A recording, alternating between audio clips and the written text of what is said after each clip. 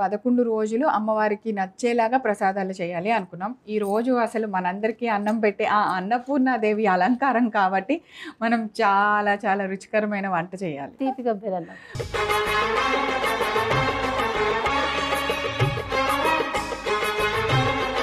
కొబ్బరిలా మనం పొడవుగా తురుముకుంటేనే బాగుంటుంది. అవునా? అంటే మనకి ఇట్లా కనిపిస్తుంటుంది, తినేటప్పుడు కూడా టేస్టీగా ఉంటుంది. మరి మిక్సీ చేసుకున్నాం అనుకోండి, అది మెత్తగా అయిపోతుంది కదా, అన్నంలో కలిసిపోతుంది. ఇలా వేయించితే కూడా కొబ్బరి చాలా టేస్టీగా ఉంటుంది. ఈ పచ్చి కొబ్బరి కూడా మనం ఆరబెట్టేసి ఇలా డ్రైగా రోస్ట్ చేసుకొని పొడి చేస్తే నార్మల్ ఎండు కొబ్బరి పొడికి తేడా ఉంటుంది, టేస్ట్ తేడా ఉంటుంది.